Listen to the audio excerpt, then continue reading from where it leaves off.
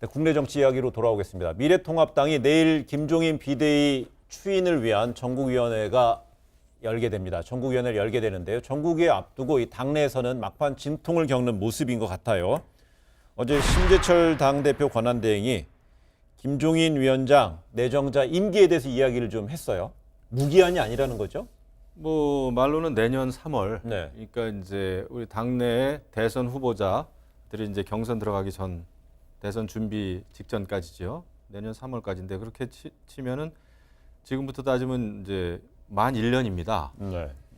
그런데 이제 과연 내일 전국위원회가 정상적으로 열려서 김종인 비대위원장 체제를 승인해 줄 것인지 아직도 사실은 좀 미지수예요. 오늘 삼선위원 이제 새로 이번에 이제 21대 국회의원 미래통합당 당선자 삼선위원들이 점심 때 모였죠.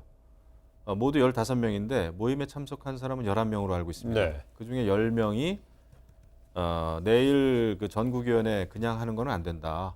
일단 당선자 총회를 해가지고 의견 개진을 합시다. 그러고 나서 전국위원회를 통해서 김종인 비대위 체제를 가동하더라도 네. 일단 당선자 총회가 중요하다. 그리고 제가 거기에 이제 한두 명 삼선위원하고 통화를 해봤는데 저하고 통화한 의원은 그러더군요. 이번에 이제 84명의 그 21대 당선자가 있는데 미래통합당 이 새로 당선된 이 84명을 정치적 무능력자로 우리 스스로 생각하는 것은 되지 않는다. 그러니까 이제 문제를 스스로 풀어보자 얘기죠. 이게 그겁니다. 왜냐하면은 총선 전에도 그렇고 지금 총선 끝나고도 그렇고 이 김종인 그 1인 한 사람에게 계속 지금 매달리고 있지 않습니까? 총선 전에는 선대위원장 맡아달라고 네. 매달렸고 총선 이후에는 비대위원장 맡아달라고 매달렸고 그것도 지금 이제 떠나는 그 지도부가 말이죠. 원내 지도부가. 그래서 과연 이게 뭐냐. 일단 84명의 국회의원들이 있는데 당선된 의원들이 있는데 앞날에 대해서 토론하고 또 무엇이 잘못됐는지에 대해서 반성하고 이런 과정을 거치는 것이 너무나 중요한데 네. 김종인 위원장 1인에게 이렇게 매달리는 것은 당의 미래가 없다. 네. 이런 의견이죠. 네. 저는 내년 3월이라고 하는 부분에서 참 여러 가지 여기 그러니까 그 의미가 깔렸다라는 생각이 드는데요. 과연 내년 3월에 물러날까라는 이야기로 하나만 좁혀서 이야기를 하면 뭐 그러니까 당권 대권 분열 이런 것들은 다 빼고요. 내년 3월이라고 하는 것들을 잘 보면 3월 직후에 뭐가 있냐면 4월 7일 재보선이 있어요.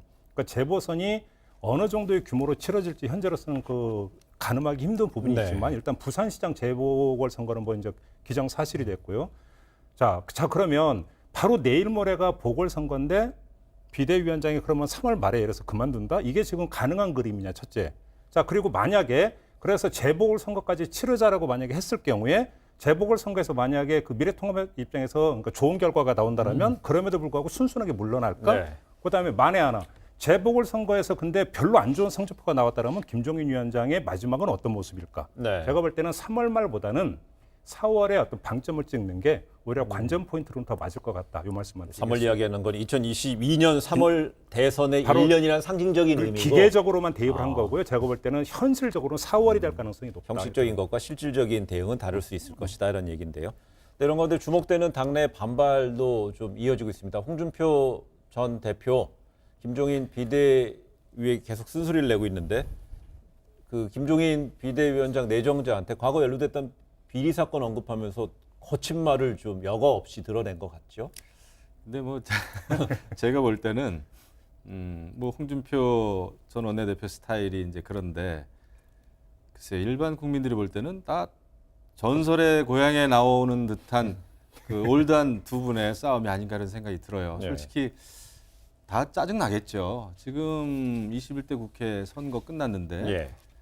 적든 많든 간에 새로운 그 선량들이 뽑혔으면 선량들이 앞길을 찾아가는 게 맞지 않을까요? 여기서 또 홍준표 전 대표는 과거 93년도인가요? 1900? 그 동아은행 뇌물 사건을 이야기하는데 뭐 그거는 이제 또 많은 사람들이 몰랐던 거를 환기시켜주는 효과는 있겠으나 네.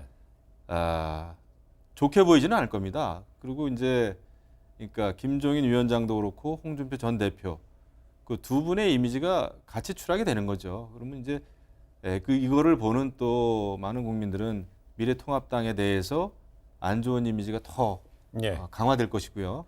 저는 새로운 세력들이 근데 이제 김종인 위원장 전 위원장 말대로 40대 기술론을 그 본인이 이렇게 스스로 이야기하는 것도 좀 어폐는 있어요. 예. 80대가 왜 40대 기술론을 주장을 합니까? 40대 스스로 서야 되고 그럴 여건을 이제 만들어야 되는 건데 절대 이 공당이 한 사람 두 사람에 의해서 움직인다는 거는 비극이죠. 저는 딱 두 가지가 궁금하던데요.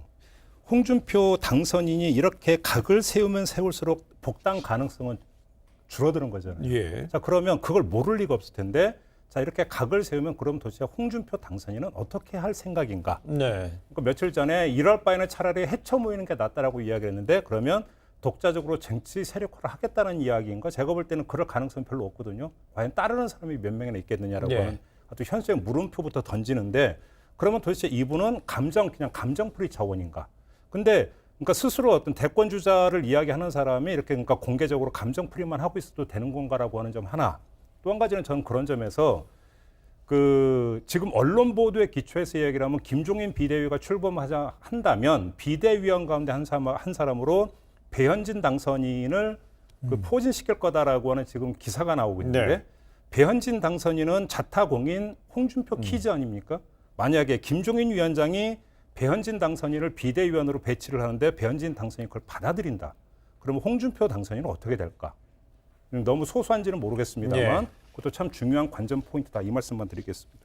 근데 그 앞서서 이런 홍준표 전 대표의 발언이 바로 그 어제 나왔고요. 그 전날은 뭐가 있었냐면 김종인 내정자가 40대 그다음 경제 전문가의 네. 대권 이야기를 했어요. 그러니까 홍준표 대표는 전혀 좀 다른 부문의 어떤 성격의 인물을 대권론으로 좀 띄우니까 그 제가 볼 때는 그 김종인 그 전 위원장은 그래도 그 메시지를 던질 줄 아는 분이에요. 네. 그래서 이제 선대위원장 때도 조국을 택할래, 아니면 경제를 택할래라는 그런 슬로건으로 좀 늦긴 예. 했습니다만은 그 황교안 전 대표가 잘 생각지 못한 거를 화두로 던져가지고 그런 메시지를 만들었죠. 근데 지금은 이제 모든 관심이 이제 정치권의 관심은 대권 아닙니까? 대권에서 사실 일반 국민들이 봤을 때 40대 경제 전문가 그러면은 신선하게 느껴지죠.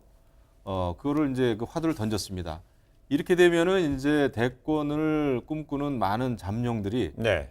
해당 사항이 없으니까 자기들은 50대, 60대 또 경제 전문가 아닌 경우에는 더더군다나 이제 당 소속도 아닌 경우에는 굉장히 좀 부담스럽죠. 그러다 보니까 이제 반발하게 됐는데 제가 볼 때는 뭐 이것도 제 의견입니다만은 40대 경제 전문가 좋습니다. 하지만은 정말 나라의 지도자는 그런 그 전문가들이 적재적소에서 헌신적으로 국가를 위해서 일할 수 있도록 배치하고 능력 발휘를 할 수 있도록 만드는 정치 전문가, 네. 사람 전문가여야지 무조건 40대 경제 전문가? 그런 거는 삼성이나 저기 현대에서 찾으면 되겠죠.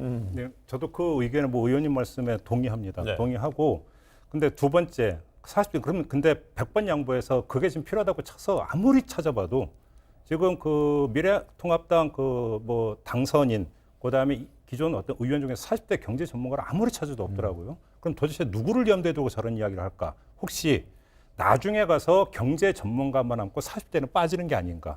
그렇게 되어버리면 누가 떠오릅니까?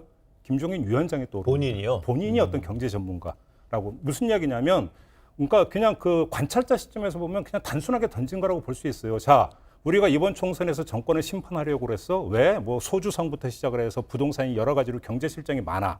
근데 코로나 때문에 막혔어. 하지만 대선 때 가서는 결국은 경제 문제가 주된 화두가 될 것이고 따라서 경제 문제에 정통한 사람이 결국은 유권자의 표심을 움직일 것이야.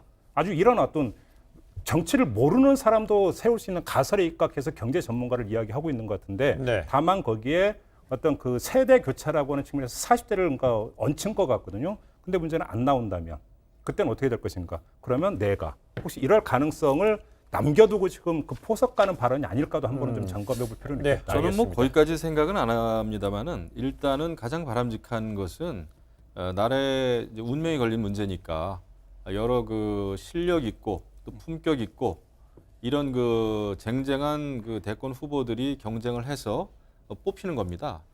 이거를 당대표, 그러니까 비대위원장이 내가 40대 경제 전문가를 대통령으로 만들 거야라는 발상은 듣기에는 굉장히 신선하게 들릴지 모르지만은 굉장히 이거는 굉장히 오만한 권위주의다. 네. 짧게 한 그럴 말씀 수가 없는 거죠. 그래요. 드리면요. 예. 경제 전문가가 그렇게 중요하다면 왜 유승민 의원을 두고 대선 후보로서 시효가 끝났다라고 그렇게 선언을 해버렸을까요?